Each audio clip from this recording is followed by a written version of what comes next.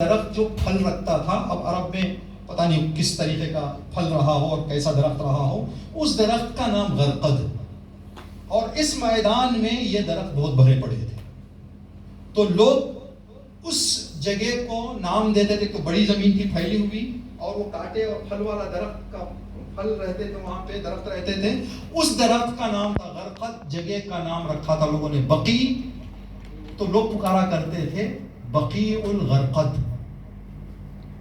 غرقد پکارا گیا جب تک نبی مکے میں تھے، مکے سے نبی مدینہ تشریف لائے، جب نبی مدینہ تشریف لائے تو مسلمان اب ان کے مردوں کو کہاں دفن کیا جائے۔ نبی کے مدینہ میں آنے سے پہلے مدینے کے 2 قبرستان تھے، لوگ اپنے مردوں کو ان 2 قبرستانوں میں دفن کرتے تھے، اس لیے کہ ان قبرستانوں میں کافر بھی دفن تھے، مشرک بھی دفن تھے، تو جو مسلمان تھے، قانون اسلامی ہے کہ مسلمان کو کافروں کے قبرستان میں دفن کرنا حرام ہے، اور اگر کوئی بھولے سے کسی مسلمان کو کافروں کے قبرستان میں دفن کر دیا جائے، اسلامی حکم یہ ہے کہ اس کو نکال کر مسلمانوں کے قبرستان میں لے کر آئیں، اس لیے کہ بے حرمتی ہے اس کے وہاں پہ، رحمتیں نہیں آئیں گی اس کے وہاں پہ۔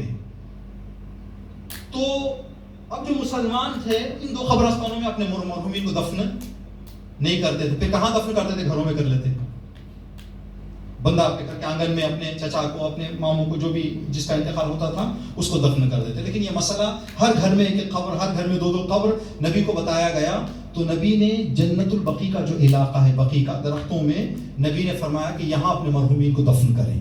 تو یہ 3را قبرستان تھا مدینے کا، اور مسلمانوں کا پہلا قبرستان، اسلام کا، مدینے والوں کا سب سے پہلا قبرستان تھا قبرستان بقیع۔ اس کو اب بقیع الغرقد سے ہی پکارا جاتا تھا، لیکن مردوں کو وہاں دفن کرتے تھے، یہاں تک کہ اس قبرستان میں 5 معصومین کو دفن کیا گیا۔ سیدہ فاطمہ کو سلام اللہ علیہ، امام حسن علیہ السلام، امام زین العابدین علیہ السلام، امام محمد باقر علیہ السلام، اور امام جعفر صادق علیہ السلام، ان ائمہ کی عظمت کے لیے صلوات۔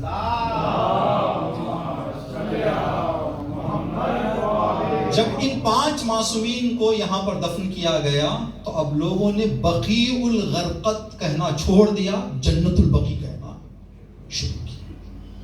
ان 5 معصومین کی عظمت کو دیکھتے ہوئے جہاں پر 5 معصومین دفن ہو جائیں وہ جگہ جنت ہے، تو لوگوں نے اب نام رکھا جنت البقیع۔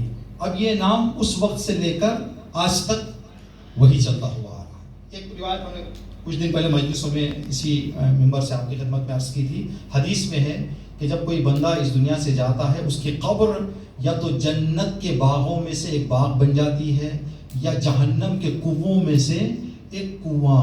کس کی محبت لے کے جا رہا ہے؟ اگر اہل بیت کی محبت کے ساتھ جائے قبر جنت بن جائے گی، اگر اہل بیت کی محبت کے بغیر جائے قبر ہو جائے گی کنووں میں، جہنم کے کنووں میں سے کنواں۔